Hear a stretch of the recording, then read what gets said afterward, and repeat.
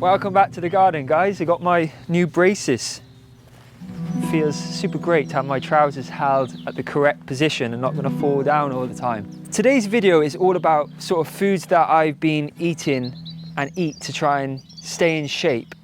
I exercise a lot, so you need to fuel your body right to nurture your muscles, to repair them, and to be able to do it all again the next day. But my cooking has changed a lot over the last few years. I've gone from living in the city and not sort of caring or knowing where my food was coming from to now growing most of it myself. So I always try and put extra care and attention and love into the cooking. Not that I didn't put love into it before, but it's extra love nowadays.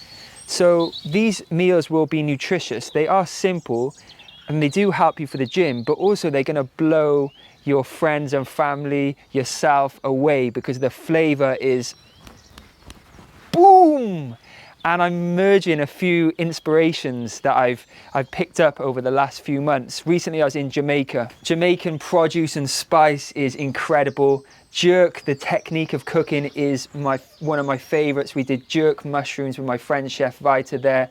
And then also we met Mariana, a restaurateur in Kingston, Jamaica, who's from the Middle East, but she fuses Middle Eastern cuisine and flavors with Jamaican ingredients. So that's what I'm gonna take some inspiration from today. First up, we need to pick some cilantro, AKA coriander. It just sounds sexier, doesn't it, cilantro, from my greenhouse, and I got loads. We're gonna need a lot of cilantro. So sorry if you're one of those people that unfortunately cannot eat this incredible herb. I always find that strange, but we're all different at the end of the day. If you cannot eat cilantro, then just use parsley instead. And if you think that's a lot of cilantro, it's really not. The supermarkets just make you think that that's a lot because that's what they put in a bag and charge you a silly amount of money for. Cilantro is so easy to grow. Just sprinkle the seeds in some soil and it'll sprout within a week, and you'll have this in about 3 or 4 weeks.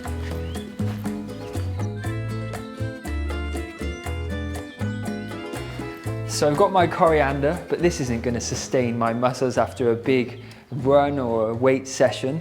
What am I going to use as the vehicle to take this jerk style Middle Eastern flavor combination marinade? What's going to be the vehicle for that? Now, obviously in Jamaica, it's chicken, fish, pork. But today, I'm going to call on my old friend, tempeh. Now, don't switch off tempeh. It's been eaten for thousands of years in Indonesia and other parts of Asia. It's a fermented food. Now, again, don't turn off at that point. We eat fermented foods every single day, from bread to drinking beer to cheeses to soy sauce, pretty much everything you can think of that you like in terms of the culinary world is fermented.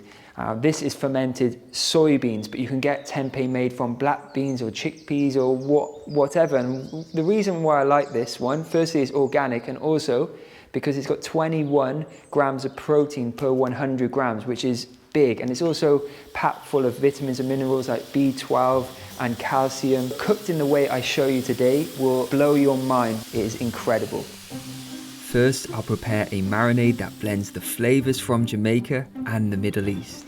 I'll start by adding my homegrown coriander to the blender, followed by some dried Scotch bonnet chilies. I have Scotch bonnets grown in the greenhouse, but they're not quite ready yet.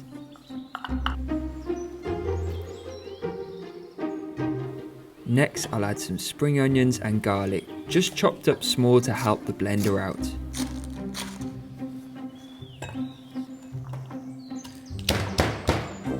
And for my Middle Eastern twist, I'm going to add a whole preserved lemon and some pomegranate molasses, which you can find in the international section of most supermarkets. Oh, I just love this stuff. Tangy, sweet. If you can't get hold of pomegranate molasses, you can just use something like maple syrup or something else sweet, but it does have a real tanginess. You can use dates as well, that would be good. The next ingredient I'm going to add is something you may not have heard of also, but if you do, you're a top culinary expert. This is called sumac. It's a Middle Eastern berry that's just ground to a sort of powder, and it's got this sort of lemony, similar sort of tanginess and sourness to pomegranate molasses. So we're just playing on those flavors here today. Last couple of ingredients, I'm going to add some soy sauce, a pinch of sea salt and some olive oil.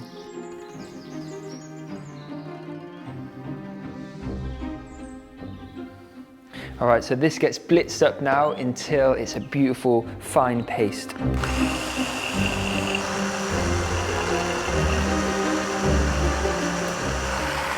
I love this little blender, wireless, and it's just great. It's really, really powerful too. Oh yes, that is powerful. This will give you enough strength in the gym, just the smell of it. It's like the smelling salts that the bodybuilders do. You know what I mean?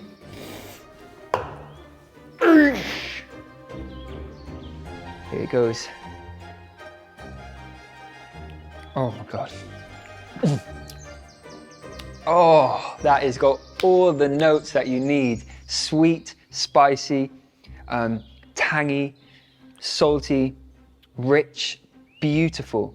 Now there's a few things you can do with this now. You can actually marinate the tempeh in it and let it sit for a couple of hours. I have done that, but I haven't noticed a huge difference between marination and just cooking it right away. It doesn't sort of absorb flavors as meat or fish would during marination. But I'm actually gonna set this aside now, because what I'm gonna do is actually just make a really simple bean dish, cannellini beans, that I'm gonna serve this beautiful roasted tempeh with.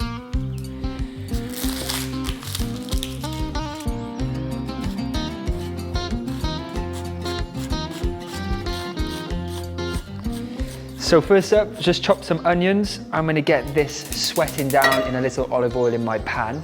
And while that's cooking, I'll rehydrate some dried mushrooms. I'm using porcini mushrooms, but any variety will do. I just soak them in boiling water for 10 minutes, and once the onions have caramelized, I'll add the rehydrated mushrooms just chopped up fine. Then I'll deglaze the pan with some white wine and the mushroom soaking liquid.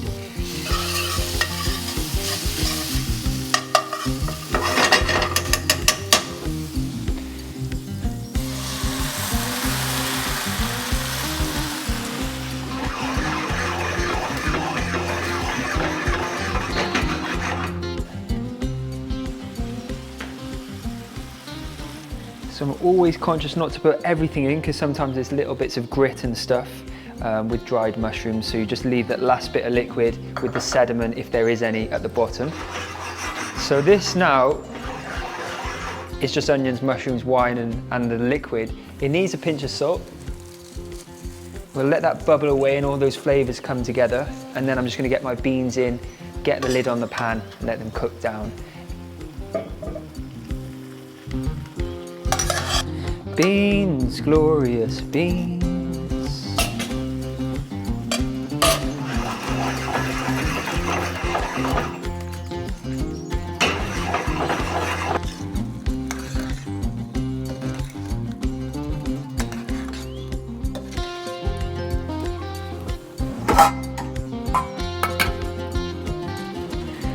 All right, so I've just put that on a low heat now, and it's time to go outside because the next step is exciting. Follow me. All right, so this is an essential, but seeing as it's a beautiful day, the second step after frying the tempeh with the marinade is to get it into an oven. But I thought, because it's such a beautiful day, we'll cook it on the wood-fired oven that I haven't used since last summer, which is so exciting for me now to be outside, surrounded by nature and cooking over fire.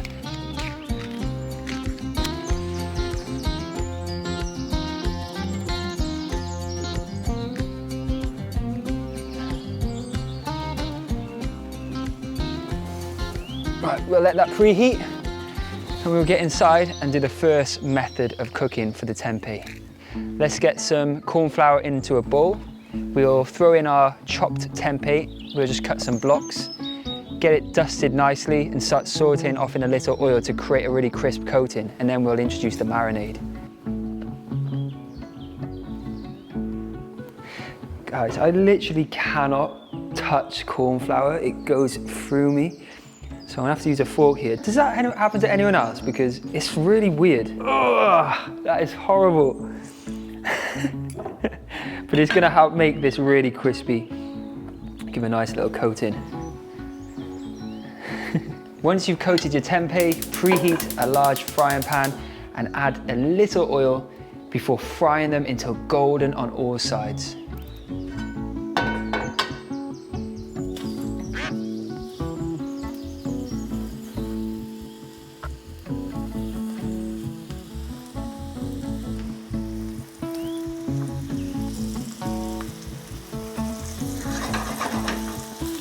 Look at that colour. Now this is why I didn't marinate them first, because I actually wanted to create that crisp coating first before we introduce any sauces.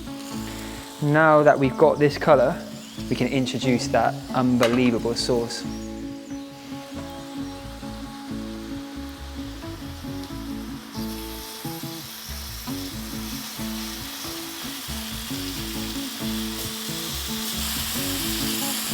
Lather it up.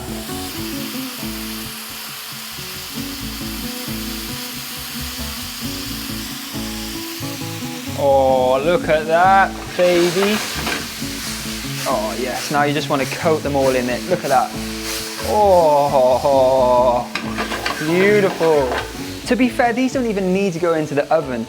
They could just be served straight away like this. But seeing as I lit the fire, we might as well get them in.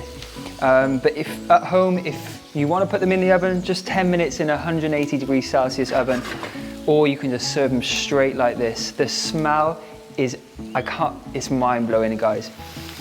Oh my word. Because of that pomegranate molasses is caramelized all around the tempeh.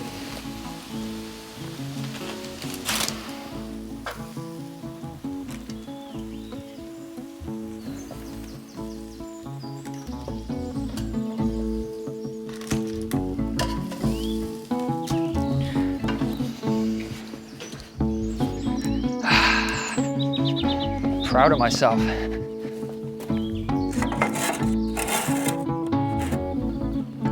Oh, I can hear them sizzling in there already. Yes, nice bit of heat there.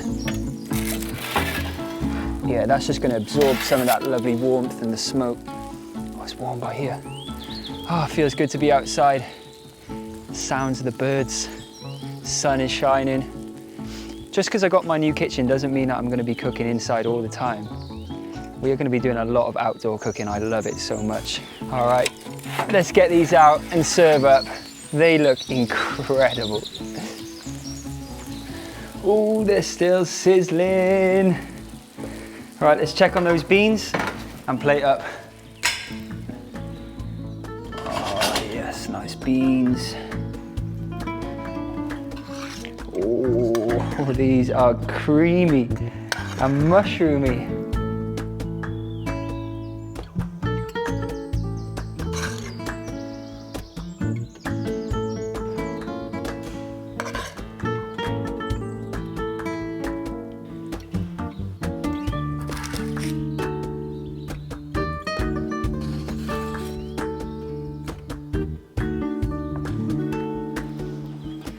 Here's some of that lovely reserved marinade.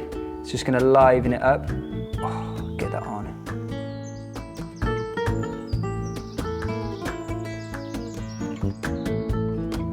Bit of coriander.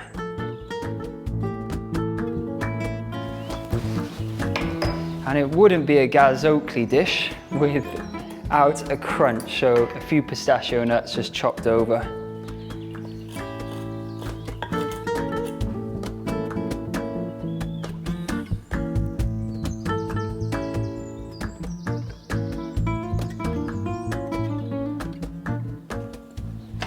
Well, I know where I want to enjoy this, in the garden.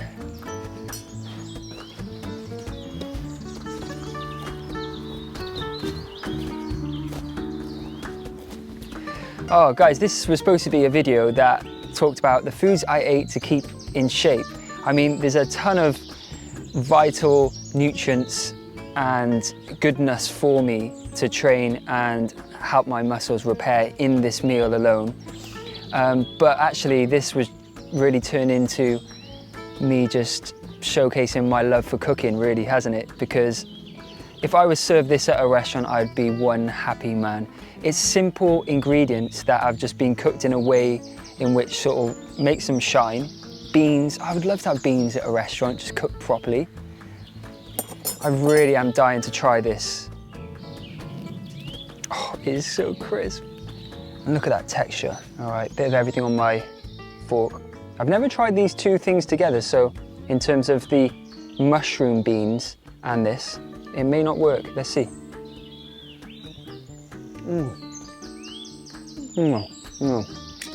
I give up. No, I'm going. Oh, no. Oh, it's so frustrating.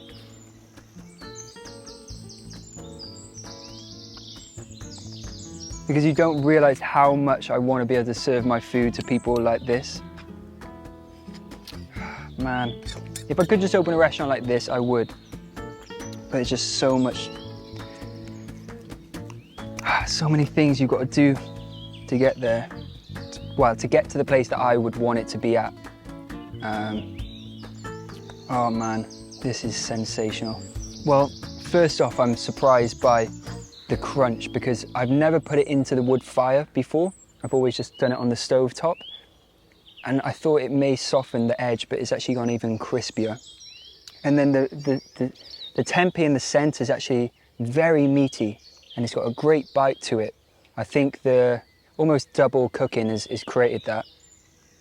And then you're met with these beans that are luxuriously creamy and they work so good. The mushroom is actually real rich and fatty and it sort of gets cut through by that sauce that we made.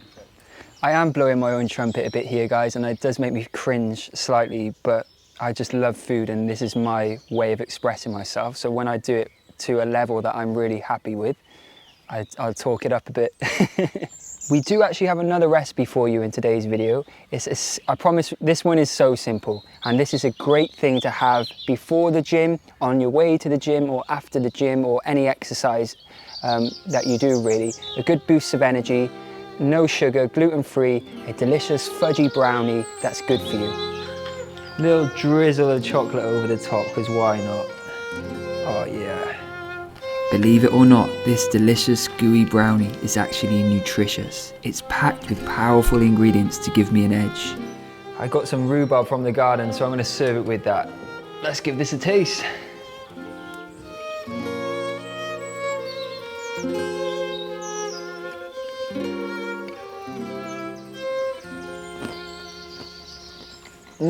Really moist. To make my irresistibly gooey but healthy brownies, start by peeling and cubing a couple of organic sweet potatoes. I then steam them until they're tender, which is also going to enhance their natural sweetness. Then transfer them to a blender along with some cooked black beans just from a can.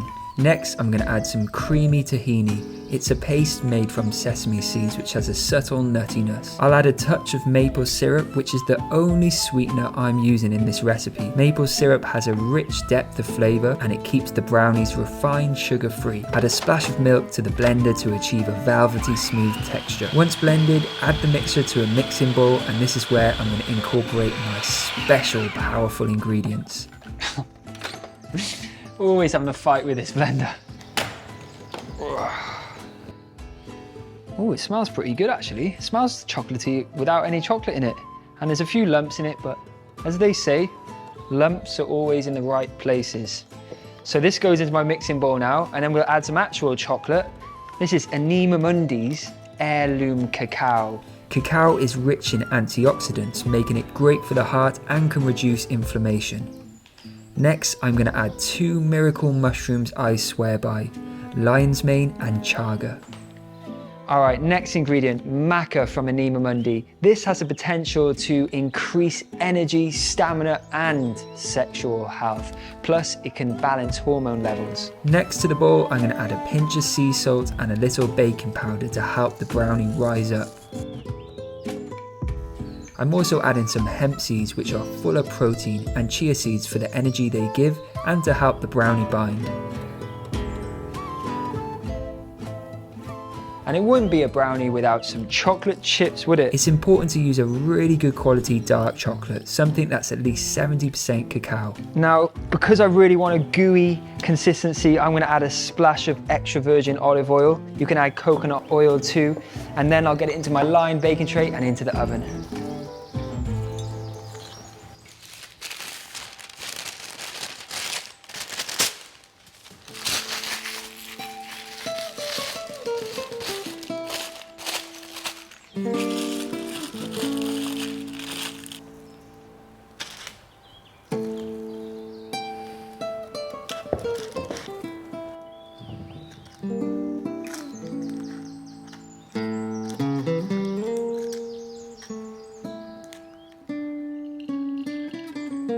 Sprinkle a few chopped hazelnuts over the top of the brownie, and they're going to turn golden brown, adding a rich nutty flavour. I'll also add a couple of pumpkin seeds too, which will toast nicely, offering a boost of protein and essential minerals. These toppings are just optional, you can top it with whatever you like. What I do is get another piece of baking parchment and then just use it just to press those nuts and seeds into the brownie a little bit. Just slightly. Now that's ready to go into my oven for about 35 minutes.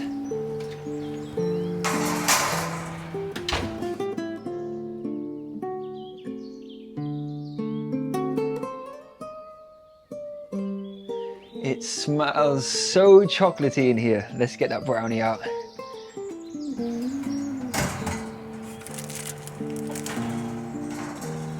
Oh yes, all those nuts have caramelized beautifully on top.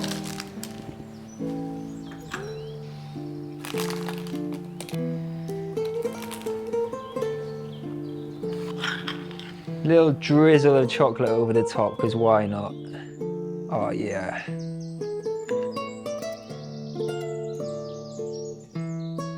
Gosh, I am like a painter. I don't know when to finish it, but just a pinch of salt as well. And that's it, I promise. It's rock salt on top with a bit of chocolate. Lovely. Oh, it's gooey. I really should have let this cool. It's on another gooey level, I think.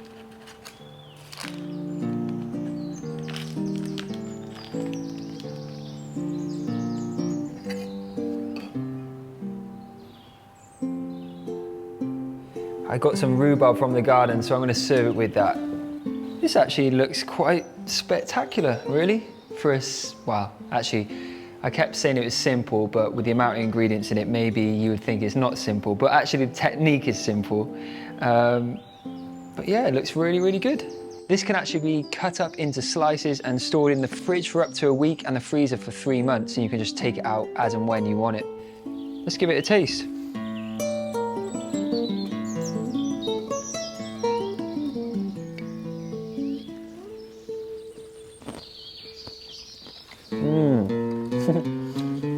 Wow, as gluten and sort of refined sugar-free desserts go, this is pretty much up there. And to think there's sweet potato and black beans locked within inside it, it's absolutely delicious. That is good. If you have a sweet tooth like me, this is perfect because it hits those spots that you need, that sweetness, but it's actually not even bad for you. If anything, it's good for you. Now, a little bit of salt at the end was a blessing.